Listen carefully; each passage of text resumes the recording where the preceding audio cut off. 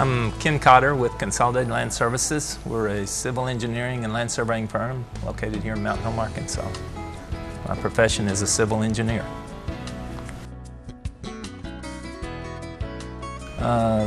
There is zoning ordinances that apply to constructions and properties within the municipal corporate limits. So that if you have a property inside the City of Mountain Home limits or the City of Gassville limits, those properties would have zoning ordinances that apply to those. There is no zoning ordinance for the county. Properties out in the county do not have a zoning ordinance. However, there are state codes, the fire protection codes and the building codes that do apply to county properties as well.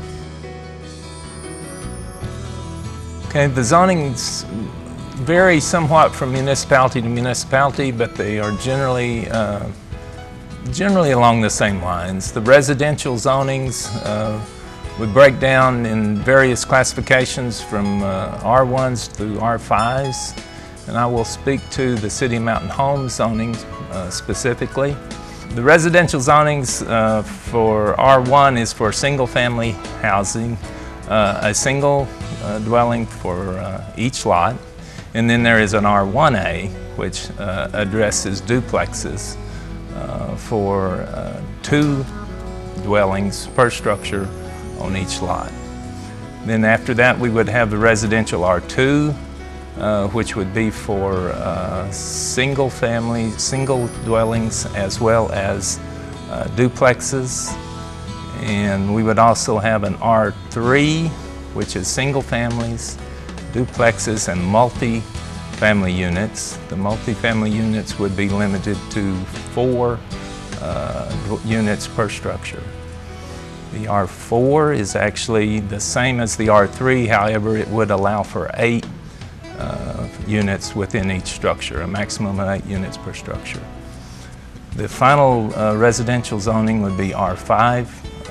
That would be, again, for single families only, a single unit per dwelling, but it is on a much smaller lot. It was originally developed as an affordable housing concept. And after the residential, we would have the commercial zonings. Those would apply to commercial properties, and they range from a C1 to a C4, with C1 being the highest commercial use type property, and it is basically the core district. C2 is a retail type service, but it is allowed retail opening for 24 hours of service around the clock, and that is not limited as far as the type of retail that you would provide. In addition to that, they have a C3, which we call a quiet retail, and that is limited to certain hours of operation. C3 is restricted to the hours, no service provided between the hours of 6 p.m. and 6 a.m. C4 is also a quiet retail, but it is providing a 24-hour service. There is a restriction as to what functions you could use in a C4 situation. There is a procedure for variances. It is referred to as the Board of Adjustment, the Zoning Board of Adjustment. It is in actuality the full Planning Commission. The Commission sets as a whole for those. You can take certain variances requests to that board and they will act upon it. Typically, zoning would occur as part of the annexation. The initial zoning would require, at the time it's annexed, that you declare what you were asking the city to bring it in as, and that procedure is dictated by the annexation procedure. That is a little bit unique, a little bit different than a rezoning. If property is within the city limits already and you would like to rezone that, there is a procedure for that as well.